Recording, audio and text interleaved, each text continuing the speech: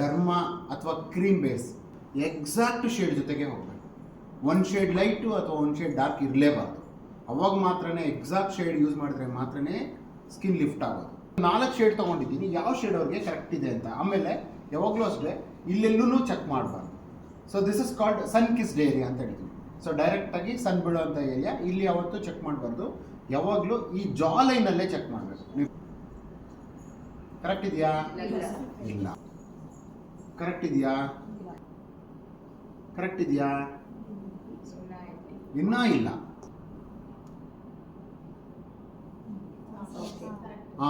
ಆದ್ರೆ ಅಲ್ಲ. ಅರ್ಥ ಆಗ್ತಿದ್ಯಾ? ಸೊ ಇದು ಯಾವುದೂ ಕರೆಕ್ಟ್ ಇಲ್ಲ.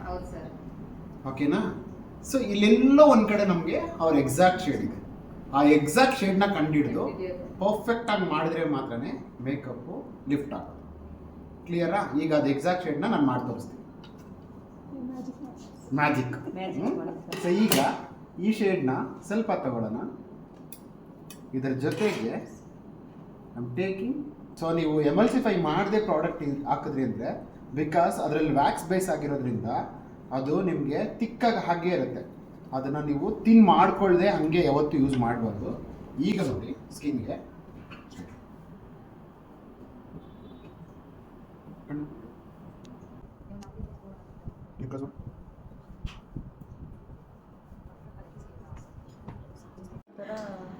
ಹೆಂಗಾಯ್ತು ಮ್ಯಾಜಿಕ್? ಬಂದು ನೋಡಿ ಪಕ್ಕದಲ್ಲಿ. ಫ್ಲಾಲೆಸ್ ಕಾಣಿಸ್ತಾ ಇದೆ ಸರ್.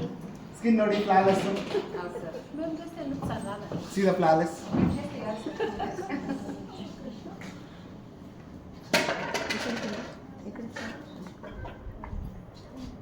ಫಸ್ಟ್ ಟೈಮ್ ಆಗ್ತಾ ಇದೆ. ಆ ಕಡೆ ಫಸ್ಟ್ ಟೈಮ್ ಆಗ್ತಿರೋದು ನೋಡಿ. See the flawless. ಮಾಡಿದ್ವಿ ಮ್ಯಾಜಿಕ್ಕು. ಈ ಒಂದು ಸ್ಕಿನ್ ಟೋನ್ ಆಯ್ತಾ? ಕ್ಲಿಯರಾ? ಸೊ ಇದು ನಿಮ್ಗೆ ಅರ್ಥ ಆಗುತ್ತೆ. ಅದಕ್ಕೆ ಫಸ್ಟ್ ನಿಮಗೆ ಈ ಸ್ಕಿನ್ನಿಂದಾನೇ ತೋರಿಸ್ತಾ ಇದ್ದೀನಿ ಹೆಂಗೆ ಮಾಡಬೇಕು, ಯಾವ ರೀತಿ ಫ್ಲಾಲೆಸ್ ತಗೊಂಬರ್ಬೇಕು.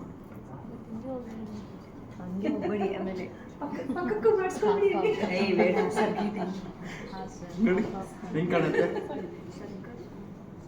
ಶೈನಿಂಗ್ ನೋಡಿ. ಸ್ಕಿನ್ ಆಲ್ರೆಡಿ ಲಿಫ್ಟ್ ಆಗೋದು. ಬರೀ ಒಂದು ಫೌಂಡೇಶನ್ ಹಾಕಿದ ತಕ್ಷಣ ಸ್ಕಿನ್ ಲಿಫ್ಟ್ ಆಗುತ್ತೆ.